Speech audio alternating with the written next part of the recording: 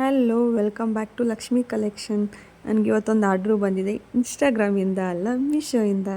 So Meesho ಆರ್ಡ್ರನ್ನ ನಾನು pack ಮಾಡ್ತಾಯಿದ್ದೀನಿ. ನಂಗೆ ತುಂಬಾ ಖುಷಿ ಆಗ್ತಿದೆ ಆ್ಯಕ್ಚುಲಿ.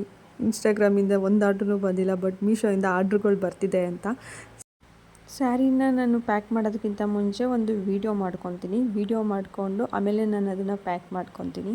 ಸೊ ನಿಮಗೆಲ್ಲ ಅನ್ನಿಸ್ತಿರ್ಬೋದು, ಮೀಶೋನೇ ಯಾಕೆ ಸೆಲೆಕ್ಟ್ ಮಾಡಿದೆ ನಾನು ಅಂತ. ಕಾಮರ್ಸ್ ಬಿಸ್ನೆಸ್ ಸ್ಟಾರ್ಟ್ ಮಾಡಬೇಕು ಅಂತ ನಾನು ಯೋಚನೆ ಮಾಡಿದಾಗ ಅದ್ರ ಬಗ್ಗೆ ನಾನು ಗೊತ್ತಿರೋರ ಹತ್ರ ಮತ್ತು ನಾನು ಸರ್ಚ್ ಮಾಡಿ ಕೆಲವೊಂದು ವಿಷಯಗಳನ್ನ ತಿಳ್ಕೊಂಡೆ. ಸೊ ನನಗೆ ಗೊತ್ತಿರೋ ವಿಷಯನ ನಾನು ನಿಮ್ಮ ಹತ್ರ ಶೇರ್ ಮಾಡ್ಕೋಬೇಕು ಅಂತ ಅಂದ್ಕೊಂಡಿದ್ದೀನಿ. ಕಾಮರ್ಸಲ್ಲಿ 3 ಮೆಥಡ್ಸ್ ಬರುತ್ತೆ. ಮೊದಲನೇದು ಸೋಷಲ್ ಮೀಡಿಯಾ, ಎರಡನೇದು ವೆಬ್ಸೈಟು, ಮೂರನೇದು ಸೆಲ್ಲಿಂಗ್ ಅಕೌಂಟು. ಸೋಷಿಯಲ್ ಮೀಡಿಯಾ ಅಂದ ತಕ್ಷಣ ನಿಮಗೆ ಬರೋದೇ Instagram, WhatsApp and Facebook. So ಇದರಲ್ಲಿ ನಾನು ಆಲ್ರೆಡಿ ಕ್ರಿಯೇಟ್ ಮಾಡಿದ್ದೀನಿ, ಬಟ್ ನನಗೊಂದು ಆರ್ಡ್ರು ಕೂಡ ಬಂದಿಲ್ಲ. ಯಾಕೆ ಅಂದರೆ ನನ್ನ ಹತ್ರ ಫಾಲೋವರ್ಸ್ ಇಲ್ಲ. ಆ್ಯಂಡ್ ಇನ್ಸ್ಟಾಗ್ರಾಮ್ನ ಜಾಸ್ತಿ ಯಾರೂ ನಂಬಲ್ಲ.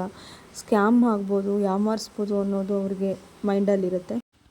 ವೆಬ್ಸೈಟ್ ಕ್ರಿಯೇಟ್ ಮಾಡಬೇಕಾದ್ರೆ ಡೆವಲಪರ್ ಬೇಕು, ಮನಿ ಬೇಕು, ಫೋಟೋಗ್ರಫಿ ಮಾಡಬೇಕು, ಟ್ರಾನ್ಸ್ಪೋರ್ಟ್ ವ್ಯವಸ್ಥೆ ಮಾಡಬೇಕು. ಸೊ ಇದು ಕೂಡ ಸೂಟ್ ಆಗಲ್ಲ. So next seller account. So Amazon, Flipkart, Meesho ಯಾವುದ್ರಲ್ಲಿ ಸ್ಟಾರ್ಟ್ ಮಾಡಬೇಕು ಅಂತ ಡೌಟ್ ಇರುತ್ತೆ. ಮತ್ತು GST ಮಾಡಿಸ್ಬೇಕು, ಕರೆಂಟ್ ಅಕೌಂಟು, ಟ್ರೇಡ್ ಮಾರ್ಕ್ಸ್ ಇರುತ್ತೆ, ಕಮಿಷನ್ಸ್ ಇರುತ್ತೆ, ಪಾಲಿಸಿ ಇರುತ್ತೆ. ಇದೆಲ್ಲ ನೋಡಿಕೊಂಡು ಯಾವುದು ಬೆಸ್ಟ್ ಅಂತ ನಾವು ಯೋಚನೆ ಮಾಡಲೇಬೇಕಲ್ಲ. ಸೊ ಫ್ಲಿಪ್ಕಾರ್ಟ್, ಅಮೆಝಾನ್ ಮತ್ತು ಮೀಶೋದಲ್ಲಿ ಯಾವುದು ಬೆಸ್ಟು ಅಂತ ನೋಡೋಣ. ಫ್ಲಿಪ್ಕಾರ್ಟ್ ಮತ್ತು ಅಮೆಝಾನಲ್ಲಿ 15-20% ಕೊಡಬೇಕು. ಮೀಶೋದಲ್ಲಿ 0% ಇದೆ. ವಿತೌಟ್ GSTನೂ ಓಪನ್ ಮಾಡ್ಬೋದು, ಬಟ್ ಫ್ಲಿಪ್ಕಾರ್ಟ್, ಅಮೆಝಾನಲ್ಲಿ ಕೆಲವು ಕ್ಯಾಟಗರೀಸ್ ಮಾತ್ರ ಇರುತ್ತೆ. ಬಟ್ ಮೀಶೋದಲ್ಲಿ ಎಲ್ಲ ಕ್ಯಾಟಗರಿಗಳು ಅಪ್ಲೋಡ್ ಮಾಡ್ಬೋದು. ಆರ್ಡರ್ಸು ಮತ್ತು ರಿಟರ್ನ್ಸು ಫ್ಲಿಪ್ಕಾರ್ಟ್ ಮತ್ತು ಅಮೆಝಾನಲ್ಲಿ ವಿತಿನ್ 10 ಡೇಸ್ ಒಳಗಡೆ ಆರ್ಡ್ರು ಬರುತ್ತೆ, ಮತ್ತು ರಿಟರ್ನ್ಸು ಕೂಡ 10 ಡೇಸ್ ಆದಮೇಲೆ ಬರುತ್ತೆ. ಬಟ್ ಮೀಶೋದಲ್ಲಿ ಮಾತ್ರ 7 ಡೇಸಲ್ಲೇ ಆರ್ಡ್ರು ಬರುತ್ತೆ.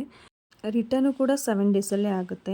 ನೆಕ್ಸ್ಟು ಕಸ್ಟಮರ್ ಸಪೋರ್ಟು ಮೀಶೋದಲ್ಲಿ ಕಡಿಮೆ ಇದೆ, ಬಟ್ ಅಮೆಝಾನ್ ಮತ್ತು ಫ್ಲಿಪ್ಕಾರ್ಟಲ್ಲಿ ಜಾಸ್ತಿನೇ ಇದೆ. ಬಿಗ್ ಡೀಲ್ಸ್ ಅಂತ ಅಂದರೆ ಆಫರ್ಗಳಿರುತ್ತಲ್ಲ. ಸೊ ಫ್ಲಿಪ್ಕಾರ್ಟಲ್ಲಿ, ಅಮೆಝಾನಲ್ಲಿ ಜಾಸ್ತಿ ಆಫರ್ಸ್ ನಡೆಯಲ್ಲ, ಬಟ್ ಮೀಶೋದಲ್ಲಿ ವೀಕ್ಲಿ, ಮಂತ್ಲಿ ಮತ್ತು ವೆಕೇಷನ್ಸು, ಯಾವುದಾದ್ರೂ ಫೆಸ್ಟಿವಲ್ಲು, ಸೊ ತುಂಬಾ ಆಫರ್ ಇರುತ್ತೆ. ನೆಕ್ಸ್ಟು ಪ್ಯಾಕಿಂಗು ಅಷ್ಟೇ, ಬ್ರ್ಯಾಂಡೆಡ್ ಪ್ಯಾಕಿಂಗೇ 3ರಲ್ಲೂ ಇರುತ್ತೆ. ಸೊ ನಾನು ಇಷ್ಟು ಡಿಫ್ರೆನ್ಸ್ ಎಲ್ಲ ನೋಡಿ ನಾನು ಮೀಶೋ ಸೆಲ್ಲರ್ ಆಗಬೇಕು ಅಂತ ಡಿಸೈಡ್ ಮಾಡಿದೆ. ನಿಮಗೆ ಯಾವುದು ಸೆಲ್ಲರ್ ಅಕೌಂಟು ಬೆಸ್ಟ್ ಅಂತ ಅನಿಸುತ್ತೆ ಕಮೆಂಟ್ ಮಾಡಿ. ಆ್ಯಂಡ್ ನೀವು ಕೂಡ ಮೀಶೋದಲ್ಲಿ ಸಪ್ಲೈಯರ್ ಅಕೌಂಟನ್ನ ಕ್ರಿಯೇಟ್ ಮಾಡಬೇಕು ಅಂತ ಆಸೆ ಇತ್ತಂದರೆ ನನ್ನ ಅಕೌಂಟನ್ನ ಫಾಲೋ ಮಾಡಿ. ನಾನು ನೆಕ್ಸ್ಟ್ ವೀಡಿಯೋದಲ್ಲಿ ಮೀಶೋ ಸಪ್ಲೈಯರ್ ಅಕೌಂಟನ್ನ ಹೇಗೆ ಕ್ರಿಯೇಟ್ ಮಾಡೋದು ಅನ್ನೋದನ್ನು ಹೇಳ್ಕೊಡ್ತೀನಿ. Thank you.